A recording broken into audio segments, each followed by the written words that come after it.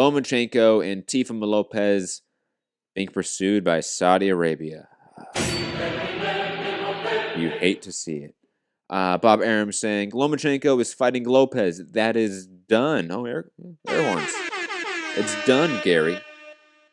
Now, the question is the site of the fight. We have MSG bidding against the Barclays in Brooklyn, and we're also getting a bid from Saudi Arabia to do that fight. It would be in April, or a worst-case scenario, it would be in May if it went to Saudi Arabia, because it would be after Ramadan, the Muslim holy month that finishes May 23rd. So, guys, Gary, thoughts on this fight? We have Barclays Center, MSG, and Saudi Arabia. Doesn't the Barclays have an exclusive contract with PBC? No, it's not exclusive. It's not? PBC has an exclusive contract to hold New York events at the Barclays. It's not two-sided? No. Then why does Top Rank never really, or Golden Boy or anything like that, ever really utilize them?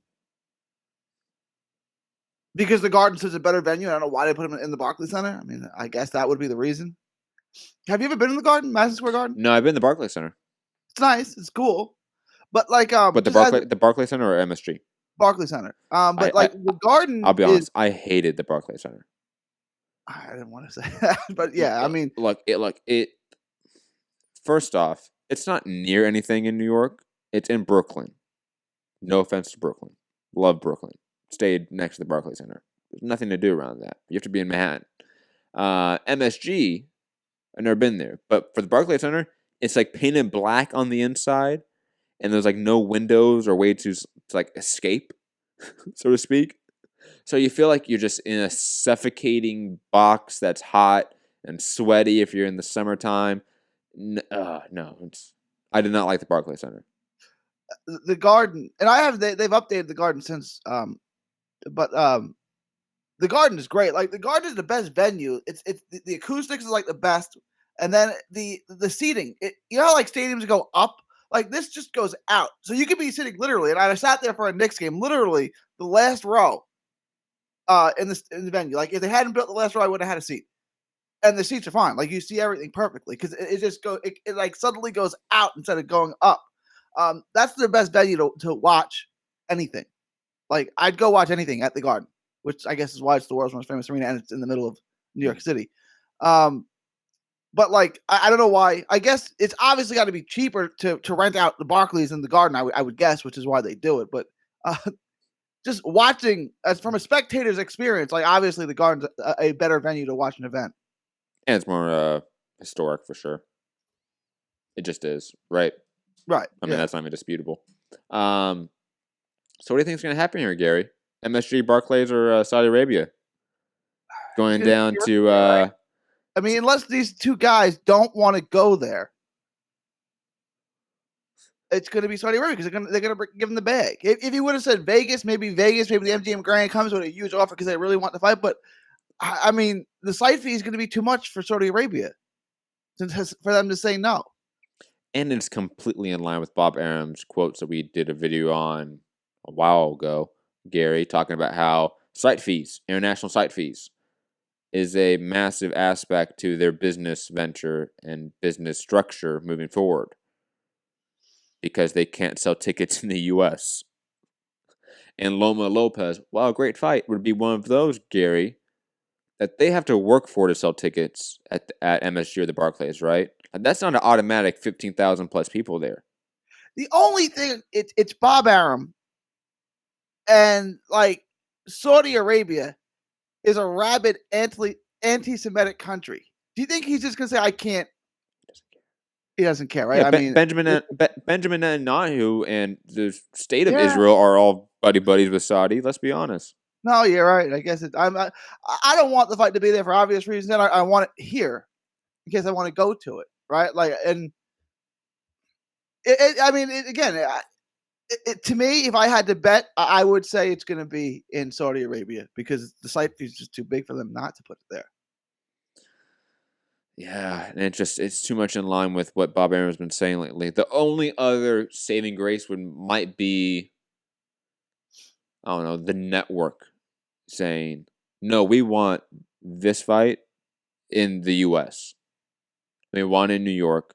Do we think Lopez is going to be a future star for us? We want to invest in Lopez. That might be the only saving grace is actually the network coming in and saying no. This would be a disservice to our long-term plans for this fighter. And the promoter and nowadays don't think long-term. They think in a very short-term perspective. Yeah, I would agree with you. If you want Lopez to be a star in the U.S., put this fight in the U.S. and then you can put him. If you want to put him in Saudi Arabia, then you can do that for his next fight, his mandatory fight, or some other fight, right? Because the population of Saudi Arabia is what, about 40 million? Sure. So it's a fairly large country. I mean, you want their money, you're gonna have to. You can put a fight there, but this is the star-making fight. This goes in the U.S. Yeah, I wonder. I'm glad that's done though. You know, it feels like no matter what we're gonna get this fight. So that's a good thing. That's a positive. And it just seems like we're about to get a truly star-making and breakout performance here from Teofimo Lopez. Again, you're obviously leaning towards picking Teofimo Lopez. Oh yeah, I'm not. hype train guys, hop on board. I'm not ready. I'm not ready. He could win. I'm just not ready to have him beat a top 2 or 3 pound for pound guy in the world yet. Not ready to put him there yet. Just send me location. Just send me the location. I'm there for the hype train of Teofimo Lopez. Yeah. Timing in boxing is a massive thing, guys. Is that Lomachenko who says send me location? No, it's Khabib Nurmagomedov. I thought it was Usyk. No. Okay. You xenophobic bastard. Not all Eastern Europeans sound the same. I don't even know who that guy is that you just named. Khabib, the guy that beat Conor McGregor? Oh, gotta be McGregor. Yes. What's his first name? Khabib Nurmagomedov. Oh, Khabib is his first name. Yes. Okay. His last name isn't Khabib. SSB saying Lopez win would be bigger in the U.S. than Saudi Arabia. I mean, I feel like that's a guarantee. It just Teofimo Lopez, if he wins, how can you not say he's the next? He's one of the next potential superstars in the sport, right? No, he is. He is the next star. He's the future of the sport. But that's a big if. He hasn't. No, wait. Hold on. I think it's an if, even if he beats Loma. You think if he beats Loma, it's like he is the next star? Absolutely, yeah. Okay, interesting. But that's a big if. It's like no. I understand the if of the fight. I'm not talking about that. I'm talking about stardom itself is still an if afterwards, in my opinion. It has to be. He's got the backflip. He's got the skills. He's got there's not. I mean, he's a likable kid who's an entertaining kid. Like he wears the jersey of the highs. Like you can see he's a star. He's got a star. He's got the personality of the star. He acts like a star. And then he's got all the skills of a star. If he beats Lomachenko, yeah, I think he's a massive star. How fast do you think it takes to get a Crawford versus Lopez narrative after that? Do you think that Crawford pulls a Pacquiao and tries to get out of that fight and just fight? Thank you for going there. Thank you for going there. I was going to go there if you didn't go there. Okay. How long did it take for us to start talking about Pacquiao versus Crawford as a realistic fight? Was it after 135 completely? Yeah. Okay. I mean, you might have been talking about it, but the boxing community as a whole when Crawford went to 140. Okay.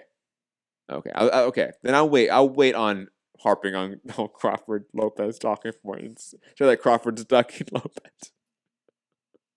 But that will happen soon, guys.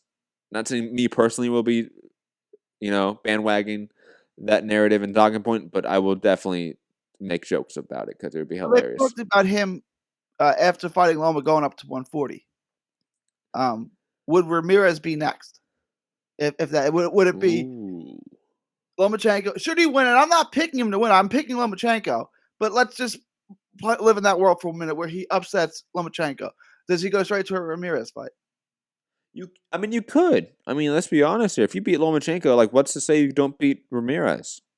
No, if he beat Lomachenko, right? I would pick him to beat Ramirez. I think Ramirez is really good. I don't know if it's a straight 2 sort of fight because, I mean, this is boxing. Like, he's going to take a tune-up, right? Like, You so, would think so. you're right, he's going to take a tune-up. And plus, the question of jumping out of 135 and, sort of jettisoning from that division, does he do it straight after Loma? I don't know. I mean, there's an argument that he should. Like, once you beat Loma, what else is there for you at 135? To wait for Devin Haney to heal up? I mean, does that really... I mean, you can move on from 135 after beating They Loma. could beat him again. Loma's the ultimate boss battle of the division. Think of it like Super Mario 64 or something like that, right? Like, he is the final boss battle at 135. Why do you then go back and play the other missions and the other boss battles and other like mini boss battles and Haney and Campbell and everything like that? Like, you don't need those fights anymore. You can move past that, like you said, and go to Ramirez, or maybe not Ramirez, maybe a Pro Grace or someone else that would be at 140 and really all of a sudden propel yourself to a conversation of pound for pound status. Because if he does that, then he instantly does start becoming a conversation of pound for pound. Because you start changing weight classes and beating champions, you automatically become in that conversation. Yeah, if he beats Loma, he's on the pound for pound list. He just beat Lomachenko. And Comey. He's on the list. If he didn't beat Ramirez, he's high on the list, like top 3 or 4 on the list. Heyman's World saying Tank versus Teofimo is a pay-per-view. I mean, it would be because, I mean, that's the business. But again, it becomes a conversation of, like, you already beat Loma. Like, does going back and being Gervonta Davis really add to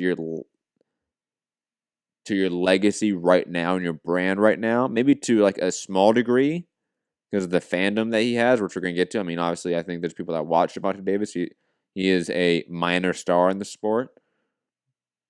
But the accolades you get from it are kind of diminished at this point in time.